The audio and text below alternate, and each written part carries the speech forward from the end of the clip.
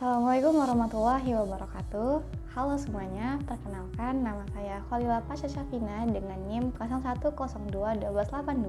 0102-1282-227042. Di video kali ini saya akan menjelaskan tadlis dalam perspektif Islam. Nah, mungkin sebagian dari teman-teman masih ada yang bertanya, apa sih itu tadlis? Apa sih macam-macam tadlis? Apa sih contoh tadlis dan lain sebagainya? Maka dari itu, simak video saya. Menentukan harga dan cara berproduksi, tidak boleh ada gangguan yang mengakibatkan rusaknya keseimbangan pasar tersebut.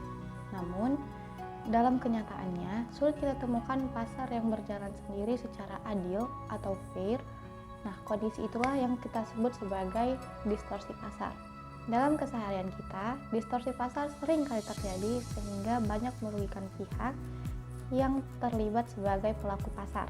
Distorsi pasar sendiri memiliki 3 bentuk distorsi pasar, yaitu yang pertama ada rekayasa permintaan atau penawaran yang terdiri dari ba'i najasi, ikhtikar, dan juga talaqi rukban.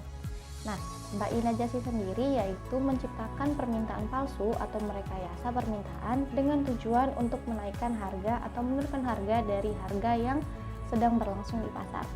Lalu ada ikhtikar yang seringkali diterjemahkan sebagai monopoli atau penimbunan. Dan kemudian ada talaqi rukban, yaitu tindakan yang dilakukan oleh pedagang kota atau pihak yang memiliki informasi lebih lengkap dengan membeli barang dagangan petani atau produsen yang memiliki informasi lebih minim mengenai harga di pasaran dengan tujuan untuk mendapatkan harga yang lebih rendah dari harga pasar yang sesungguhnya. Kemudian bentuk yang kedua yaitu tadlis atau penipuan, dan yang terakhir ada taghrir atau ketidakpastian. Oke, balik lagi ke pembahasan utama kita yaitu tadlis dalam perspektif Islam.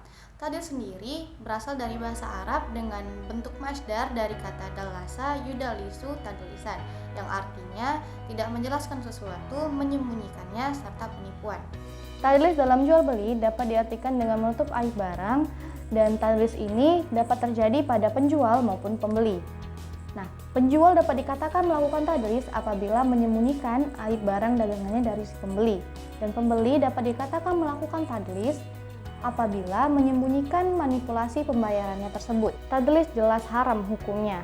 Allah Subhanahu wa Ta'ala melarang cara tersebut pada Al-Quran Surah An-Nisa ayat 29, yang artinya, "Wahai orang-orang beriman, janganlah kamu saling memakan harta sesamamu dengan jalan yang batil atau tidak benar, kecuali dalam perdagangan yang berlaku atas dasar suka sama suka di antara kamu, dan janganlah kamu membunuh dirimu, sungguh Allah Maha Penyayang kepadamu." Oke, selanjutnya yaitu macam-macam tadlis. Tadlis yang pertama adalah tadlis dalam kuantitas. Tadlis ini merupakan penipuan dengan mengurangi takaran atau timbangan serta memberikan harga yang tidak sesuai dengan kuantitas yang diperoleh pada pembeli. Dan semua tindakan penjual ataupun pembeli yang tidak jujur akan mengalami penurunan utility. Lalu yang kedua yaitu tadlis dalam kualitas atau quality. Tadlis ini merupakan penipuan di mana barang yang diberikan tidak sesuai dengan perjanjian yang telah disepakati. Lanjut yang ketiga yaitu tadlis dalam harga atau price. Tadlis dalam harga ini termasuk menjual atau membeli barang dengan harga di atas atau di bawah harga pasaran karena ketidaktahuan si penjual ataupun pembeli. Misalkan ada penjual dan pembeli yang sedang melakukan transaksi jual beli, namun karena pembeli ini tidak mengetahui harga pasaran, si penjual ini dengan semena-mena menaikkan harga jual tersebut lebih tinggi dari harga pasaran. Oke, yang terakhir yaitu yang keempat, tadlis dalam waktu atau time.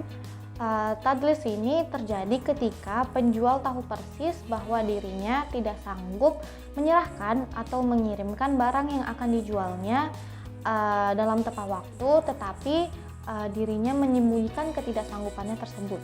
Oke, berikut contoh yang dapat kita ambil dari transaksi jual beli pada marketplace. Seperti yang kita ketahui, marketplace dapat diartikan sebagai pasar virtual, tempat di mana penjual dan pembeli saling bertemu untuk melakukan transaksi jual beli, sama halnya seperti pasar pada umumnya. Sehingga hal-hal yang mengganggu jalannya mekanisme pasar seperti penipuan kerap kali sering terjadi dalam proses transaksi jual beli di marketplace tersebut.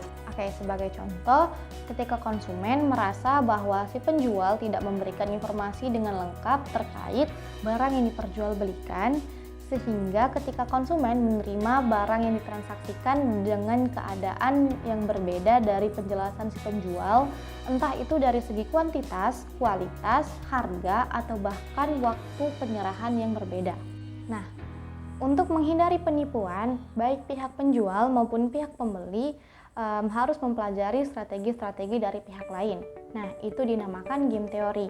Nah, game teori ini ada 3, yaitu yang pertama, dominan strategi, yaitu strategi dalam sebuah permainan yang memberikan hasil jauh lebih baik daripada strategi apapun yang diambil oleh pihak lain. Nah, yang kedua yaitu Nash equilibrium, yaitu kombinasi dari berbagai macam strategi dalam permainan yang dimana tidak ada satupun pemain yang memiliki intensif untuk mengubah strategi yang diambil pihak lain.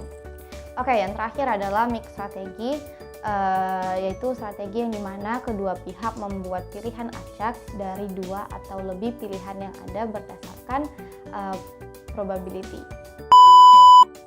Oke, mungkin cukup sekian penjelasan dari saya di video kali ini. Semoga dapat dipahami dan semoga bermanfaat untuk teman-teman semua. Saya tutup dengan wabillahi taufiq wal hidayah. Wassalamualaikum warahmatullahi wabarakatuh. See you.